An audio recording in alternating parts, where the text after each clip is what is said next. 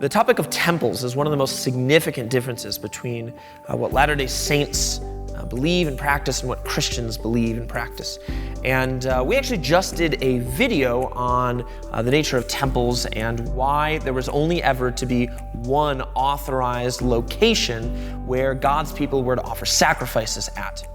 And this video, I wanted to supplement that other video by talking about one example from the Old Testament that kind of shows why this idea of only one authorized location for sacrifices, it was really significant to God's people. So if you have not watched that previous video on the high places and the nature of temples and how many temples there should be, I'd recommend you go watch that video before this one.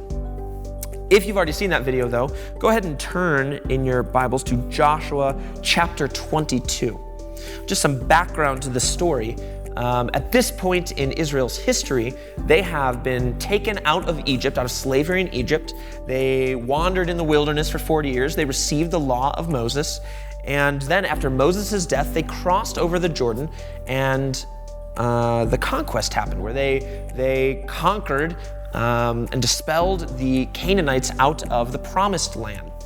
After that work was done is when this story takes place. There were some tribes that had decided that life east of the Jordan was actually okay. And so even though Israel had kind of conquered all the nations west of the Jordan River, in between the Jordan and the Mediterranean, these tribes were like, hey, we're okay with setting up on the east and taking the land over here. This land looks good, and we think that'd work out well. And so after they help with the conquest, they're headed back to their home now, east of the Jordan, and that's where this story kind of takes place. So Joshua chapter 22, verse 10. And when they came to the region of the Jordan that is in the land of Canaan, the people of Reuben and the people of Gad and the half-tribe of Manasseh built there an altar by the Jordan, an altar of imposing size. And the people of Israel heard it, said, Behold, the people of Reuben and the people of Gad and the half-tribe of Manasseh have built the altar at the frontier of the land of Canaan, in the region about the Jordan, on the side that belongs to the people of Israel. And when the people of Israel heard it, the whole assembly of the people of Israel gathered at Shiloh to make war against them. So what's going on is, after these three tribes, Reuben, Gad, and the half-tribe of Manasseh, are crossing back over the Jordan River, they build an altar that says of imposing size. So evidently a large altar. And the rest of the people of Israel heard that they did this and said, they built an altar. Man, we need to gather together to go make war against them. We read that and we're like, well, why? What about them building this altar of imposing size meant that Israel needed to go to war with them? What was so significant about this? Well, what was significant was at this time, the people had already been commanded by God to construct the tabernacle, which is kind of a mobile temple. The chief function of this tabernacle was to offer sacrifices. The people would offer sacrifices on the altar that was at the tabernacle. And that was very clearly laid out to be the only place where the people were authorized to offer sacrifices to God. In fact, it was totally forbidden for them to offer sacrifices at any other location. So what's going on is when Israel is seeing these tribes build another altar, they're worried that they are going to break the commandments in God's law, that they're going to offer sacrifices in a location that is not the tabernacle. This is such a severe thing that they say, we need to go to war with them over this. Let's skip down to verse 16 and continue reading. Thus says the whole congregation of the Lord when they gathered together against these tribes. What is this breach of faith that you have committed against the God of Israel in turning away this day from following the Lord by building yourselves an altar this day in rebellion against the Lord? Have we not had enough of the sin at Peor, from which even yet we have not cleansed ourselves, and for which there came a plague upon the congregation of the Lord, that you too must turn away this day from following the Lord? And if you too rebel against the Lord today, then tomorrow he will be angry with the whole congregation of Israel. But now, if the land of your possession is unclean, pass over into the Lord's land where the Lord's tabernacle stands, and take for yourselves a possession among us. Only do not rebel against the Lord or make us as rebels by building for yourselves an altar other than the altar of the Lord our God. They're saying, how could you do this thing?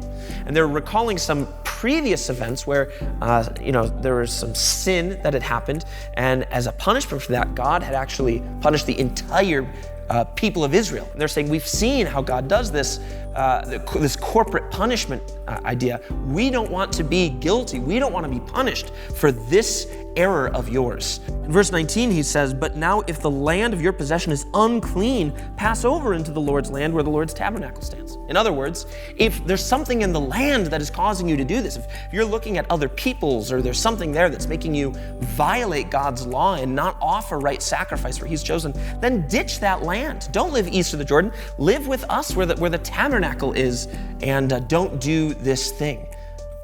Well, the people respond, these tribes respond in verse 21. They say this, then the people of Reuben, the people of Gad, and the half-tribe of Manasseh said in answer to the heads of the families of Israel, the mighty one, God, the Lord, the mighty one, God, the Lord, he knows, and let Israel itself know.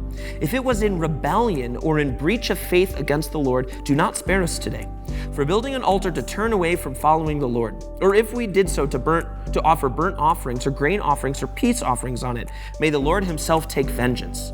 No, but we did it from fear that in time to come your children might say to our children, what have you to do with the Lord, the God of Israel?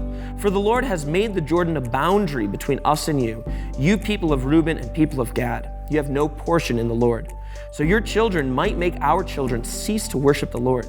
Therefore, we said, let us now build an altar, not for burnt offering, nor for sacrifice, but to be a witness between us and you, and between our generations after us, that we do perform the service of the Lord in his presence with our burnt offerings and sacrifices and peace offerings.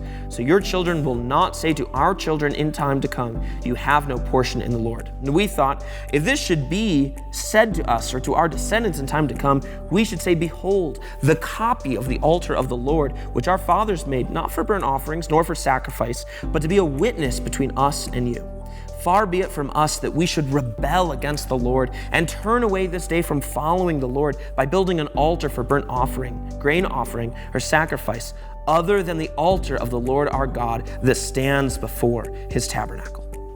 So their answer demonstrates they understand what God had commanded. They said, the Lord knows. If we're wrong here, may the Lord judge us.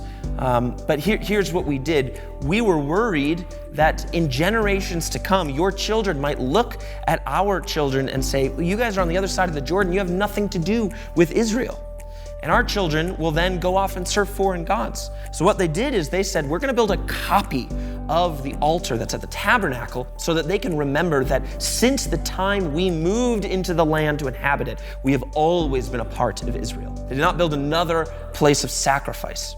So why is this significant? What does this mean? The reason this is significant for Latter-day Saints is because the LDS Church builds temples on every high hill.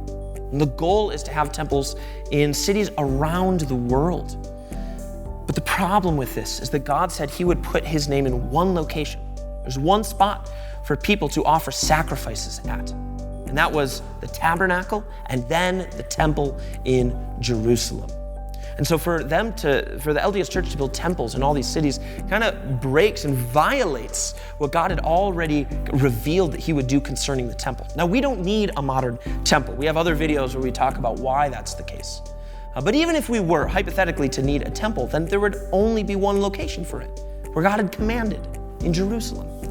I even think this is a problem when I read the Book of Mormon. You know, in the Book of Mormon, we see other temples outside of the temple in Jerusalem. And this isn't even in the New Covenant period. So if someone is to say, well, a New Covenant reality is that we put temples in other locations. Well, I would disagree because of the nature of the temple and whatnot, but still you'd have a problem because in the Book of Mormon, we have other locations where people could offer sacrifices, where there were temples. That's not what God commanded in his word. That's not what he had said would be the case in the law. It was commanded that the people had to travel to Jerusalem, which was the one place of worship. So this story, this altar of witness, altar of remembrance, shows us that the Lord's people understood they could not have multiple altars. There was not to be multiple locations of this kind of worship to God. There was one place where temple works, sacrifices were to be done. That was in the tabernacle, and later the temple in Jerusalem.